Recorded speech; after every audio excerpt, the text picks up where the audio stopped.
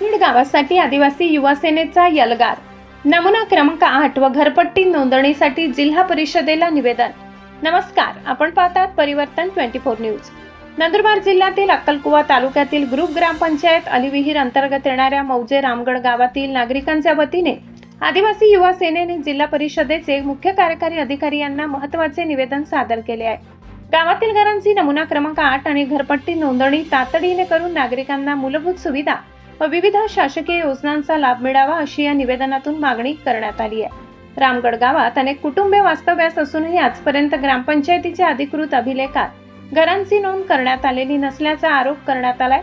त्यामुळे गावातील नागरिकांना घरपट्टी, उतारे, विविध दाखले तसेच शासनाच्या अनेक योजनांचा लाभ घेण्यासाठी मोठ्या अडचणींचा सामना करावा लागत असल्याचे निवेदनात नमूद करण्यात आले आहे। आदिवासी युवा सेनेने गावकऱ्यांच्या वतीने दिलेल्या निवेदनात रस्ते, पिण्याचे पाणी, गटारे, वीज, स्वच्छता, घरकुल योजना आणि इतर विकास कामांसाठी आवश्यक असलेल्या घरांच्या अधिकृत नोंदी तातडीने पूर्ण करण्याची मागणी करण्यात आली।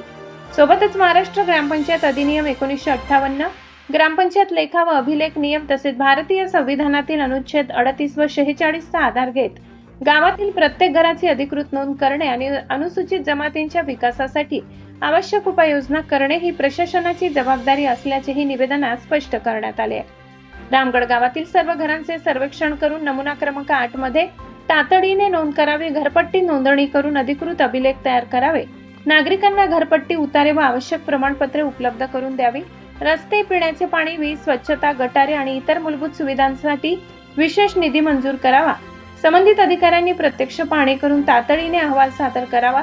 रामगड गावातील नागरिकांच्या वतीने आदिवासी युवा सेनेने केलेल्या मागणीकडे आता जिल्हा प्रशासन काय भूमिका घेते याकडे संपूर्ण परिसराचे लक्ष लागले आहे। गावाला विकासाच्या मुख्य प्रवाहात आणण्यासाठी प्रशासनाने तातडीने सकारात्मक निर्णय घ्यावा अशी अपेक्षा नागरिक व्यक्त करत आहेत। अशाच ताज्या विश्वसनीय बातम्यांसाठी पाहत रहा परिवर्तन 24 न्यूज। आपले चॅनल सबस्क्राइब करायला विसरू नका। आज नंदुरबार मुख्य कार्यकारी अधिकारी यांना एक निवेदन आम्ही या ठिकाणी सादर केलेलं आहे। अलीविहीर ग्रामपंचायती अंतर्गत रामगड म्हणून एक पाडा आहे। त्या पाड्यामध्ये 70 ते 75 घरं त्या ठिकाणी वास्तव्यास आहे। सदरचे घरं गट नंबर 445 या सरकारी जागेवर स्थित आहे आणि त्या ठिकाणी राहत असलेले जे लोक आहेत हे गेल्या 35 ते 40 वर्षापासून त्या ठिकाणी वास्तव्य करून आहे आणि सदर लोकांचं ग्रामपंचायती अंतर्गत नमुना नंबर 8ला कुठलीही नोंद नसल्या कारणाने त्यांना विविध अडचणीला सामोरं जावं लागतं। आम्ही आज निवेदनामार्फत आम्ही सीओकडं आणि माननीय जिल्हाधिकारीकडं आम्ही मागणी केलेली आहे। भारतातील जो बी नागरिक आहे त्याला ज्या ठिकाणी तो राहत असेल त्या ठिकाणी त्याला त्याच्या भौतिक सुविधा पुरवण्याची जबाबदारी ही शासनाची आहे। ग्रामपंचायतीमध्ये राहणाऱ्या ज्या लोकांचं नमुना नंबर 8ला नोंद होत नसेल तर ही दुर्दैवी बाब आहे। कारण ग्रामपंचायतचा मुंबई ग्रामपंचायत अधिनियम 1958 हा असा म्हणतो की आपल्या गाव शिवमध्ये जे लोक वास्तव्य करतात ती मग खाजगी जागा असो किंवा सरकारी जागा असो त्या ठिकाणी बांधलेल्या घरावर त्या ठिकाणी घरपट्टी आकारणी करणं हा ग्रामपंचायतीचा पहिलं काम आहे, पहिला अधिकार आहे।